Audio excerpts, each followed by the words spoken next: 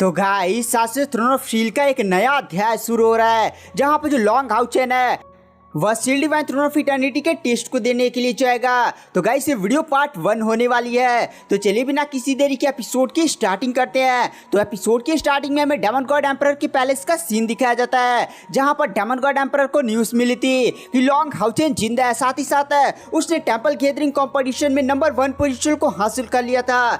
Daemon God emperor ये बात सुनने के बाद काफी ज्यादा शॉक हो जाता है और उसकी बॉडी से उसकी भयानक आभाएं रिलीज हो जाते हैं, जिसके कारण पूरे पैलेस के अंदर काफी ज्यादा भयानक दबाव फैल जाता है। वह गार्ड है, साथ ही साथ डेमन गॉड एम्परर का बेटा अफवाह भी एकदम उस दबाव के सामने टिक नहीं पा रहे होते हैं। वहां पर जो डेमन गॉड एम्परर होता है वो कहता है ऐसा कैसे हो सकता है, मैंने लॉन्ग हाउचेन को खुद से जान से मारा था, उसके दिल को नष्ट कर दिया था। तभी वहां पर जो गार्ड होता है वह कहता है महामहिम ऐसा भी हो सकता है कि जो इंसान है वो हमें बेवकूफ बना रहे हैं। लॉन्ग हाउचेन पहले ही मर चुका है, लेकिन वो लोग केवल ये दिखा रहे हैं कि लॉन्ग हाउचेन जिंदा है। तो वहां पर जो डेमन गॉड एम्परर होता है वो भी थोड़ा सा शांत होता है और कहता है हाँ ऐसा भी हो सकता है, लेकिन मेरे को एक बात समझ में नहीं आ रही है कि आखिर इंसान ऐसा करेंगे क्यों। एक काम करो, अपने बहुत सारे जासूसों को इंसानों के एरिया में भेजो और वहां पर पता लगाओ क्या लॉन्ग हाउचेन जिंदा है या मर चुका है। मुझे इस पर एकदम डिटेल एक्सप्लेनेशन चाहिए। तभी गाइस वहां पर जो डेमन गॉड एम्परर का बेटा बाव होता है वो डेमन गॉड एम्परर से पूछता है कि फादर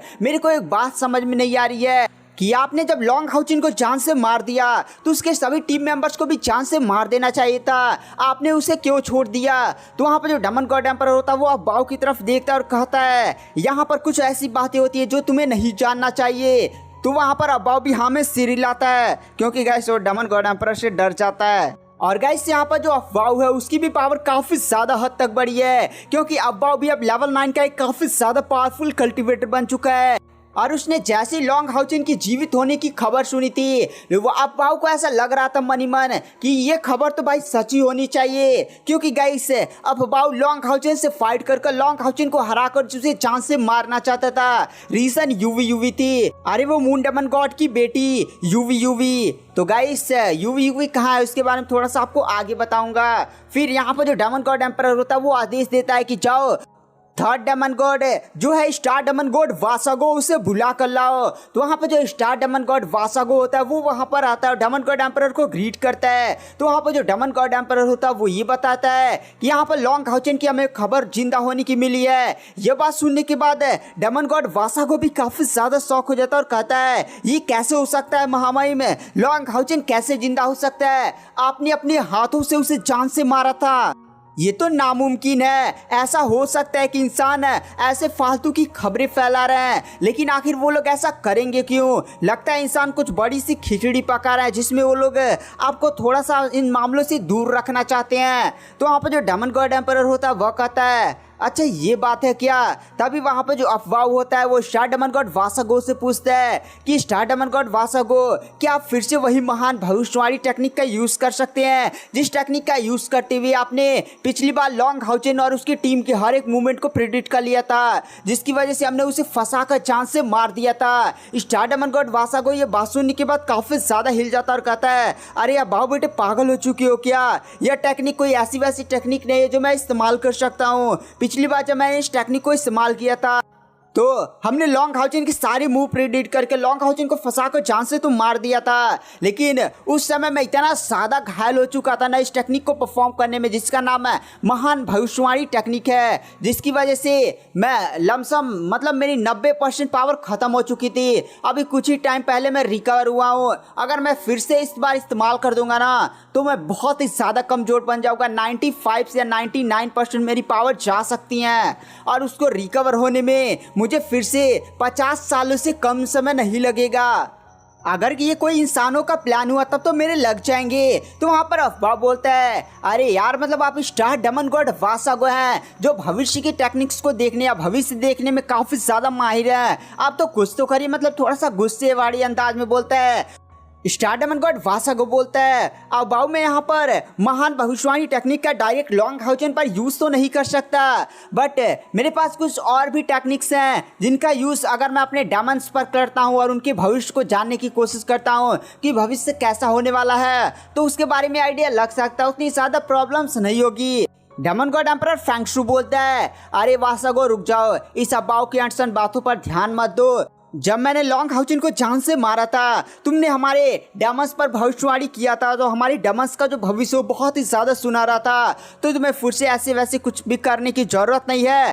वैसे भी हमारे पास बहुत सारे जासूस हैं जो इंसानों के एरिया में मौजूद हैं, वो लोग सारी खबरों को लाकर तुम्हें दे देंगे, थोड़ा सा बढ़िया से बस जांच वोच करवाओ। तो वहाँ पे जो स्टार डेमन गॉड वासागो होता है वो कहता है ठीक है महामहिम, मैं जाकर इस मामले पर जांच करवाता हूँ। इसी के साथ है स्टार डेमन गॉड वासागो वहां से चला जाता है। स्टार डेमन गॉड वासागो से चले जाने के बाद जो डेमन गॉड एम्परर फेंगशु होता है वो बाओ की तरफ देखता है और कहता है, अबे तू पागल होगा तो नहीं हो चुका है, यहाँ पर तुम्हें स्टार डेमन गॉड वासागो से किस तरह से तूने बात की, थोड़ा सा बढ़िया से तुम्हें बात करनी चाहिए थी।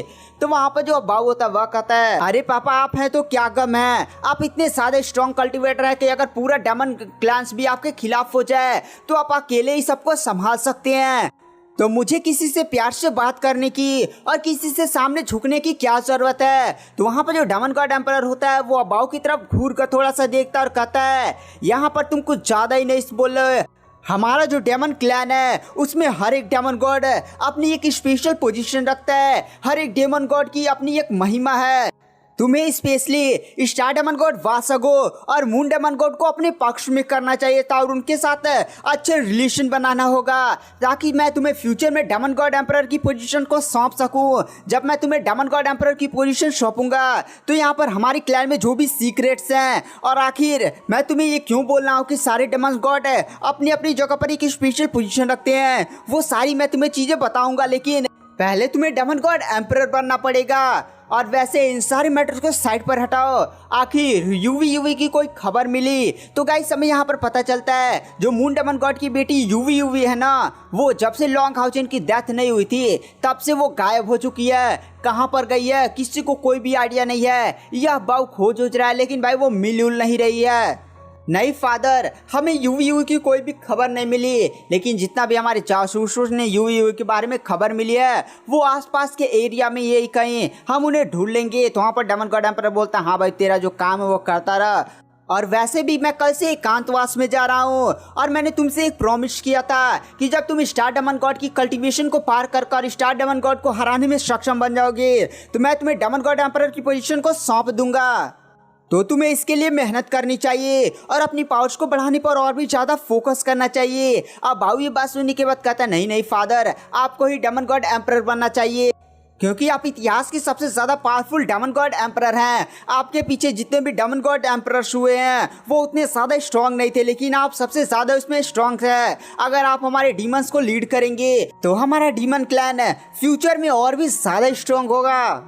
डेमन गॉड एम्परर फेंगशु अब बाऊ से बोलता है कि यहाँ पर ज़्यादा दिखावा करने की ज़रूरत नहीं है, मैं अभी पहले ऐसे ही था, तुम्हें अपनी कल्टीवेशन पर ज़्यादा फोकस करनी चाहिए और स्टार डेमन गॉड वासागो को हराने पर फोकस करो। जैसे तुम्हारी पावर उस लेवल तक पहुँच जाती है तुम नए डेमन गॉड एम्परर बन जाओगे। उसके बाद मेरा जो प्लान है वो मैं फिर से अपने प्लान को फॉलो करूँगा।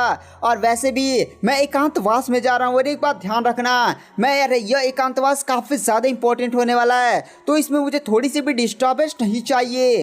तो मैं तुम पर विश्वास कर डेमन गॉड एम्परर पैलेस में जितने भी कारभार है वो सारे तुम्हारे अंडर कर जा रहा हूँ। तो वहाँ पर जो अफवाह होता है वह कहता है ठीक है फादर, आप चिंता मत करिए, मैं सारे मामलों को बढ़िया से निपटा लूँगा। वहाँ पर जो डेमन गॉड एम्परर होता है वो फिर अचानक से बोलता है क्या तुम सच में जीवित हो बच्चे? और इसी के साथ डेमन गॉड एम्परर एकांतवास में चला जाता है। और फिर गाइस हमें ड्रैगन रेसिस्टेंट माउंटेन जहाँ पर जो नाइट टेम्पल नहीं है उसी का सीन दिखाया जाता है, जहाँ पर जो लॉन्ग हाउचेन शायर और लॉन्ग हाउचेन के बाकी टीम मेंबर्स नाइट टेम्पल में आ चुके होते हैं। नाइट टेम्पल के गेट पर लॉन्ग हाउचेन के फादर लॉर्ड सिंग्यू और लॉन्ग हाउचेन की मदर बायू ये लोग स्वागत के लिए खड़े होते हैं। लॉन्ग हाउचेन जैसे ही नाइट टेम्पल में पहुंचता है वहां पर लॉन्ग हाउचेन पहले अपने फादर से मिलता है।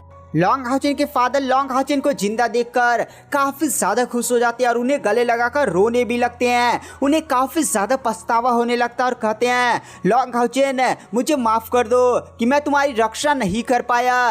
और इसी के साथ उनकी आंखों से काफी ज्यादा आंसू गिर रहे होते हैं। मतलब गाइस लॉर्ड सिंग्यू को कहीं ना कहीं पछतावा था कि वो लॉन्ग हाउचेन को नहीं बचाने जा पाए।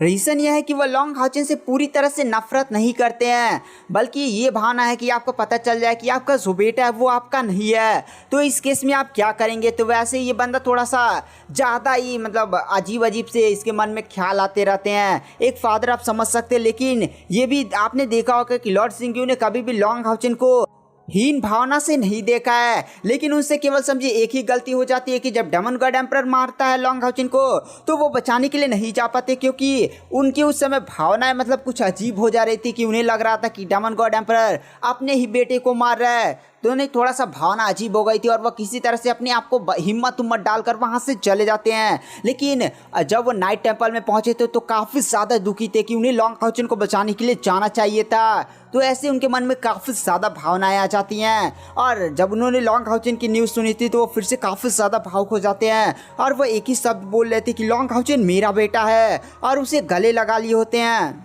फिर वहाँ पर जो लॉन्ग हाउचेन होता है वह कहता है फादर आपके इसमें कोई भी गलती नहीं है, आपको कोई भी आइडिया नहीं था।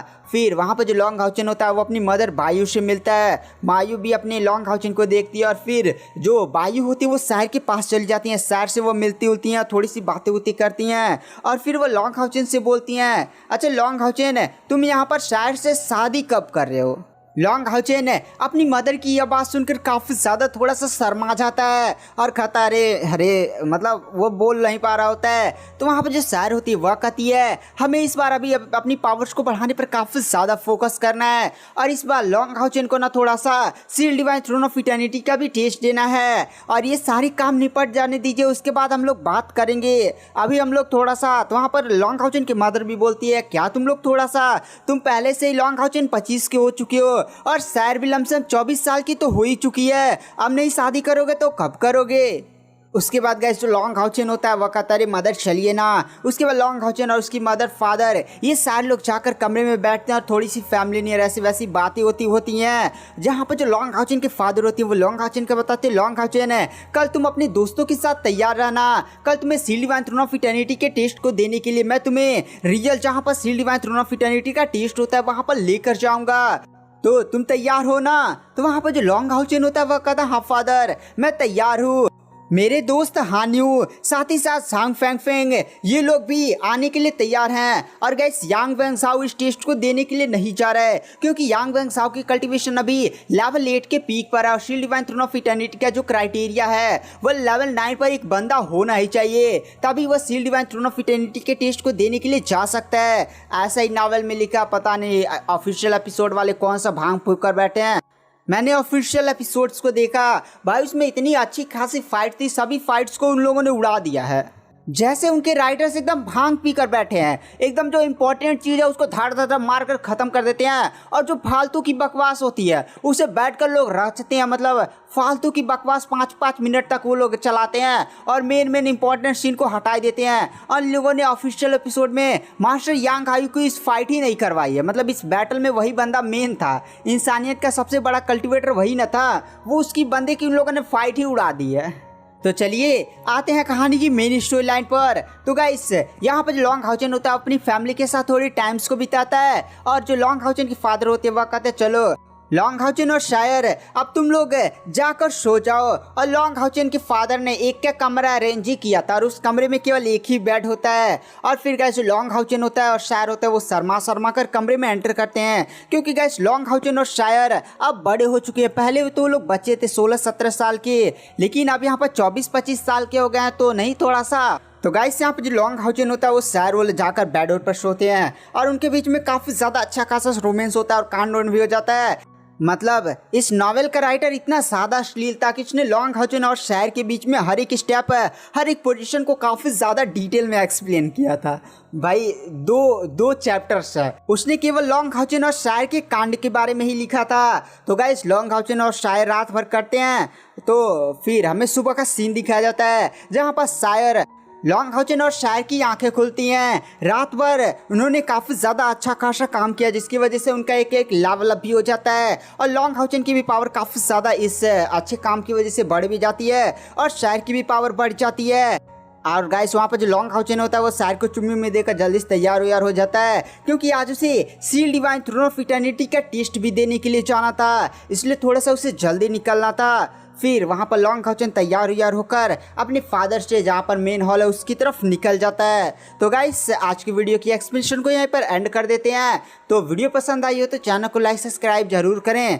Thank you bye bye. मैं नेक्स्ट एपिसोड जल्दी अपने चैनल पर अपलोड कर दूंगा। तो थैंक यू बाय बाय।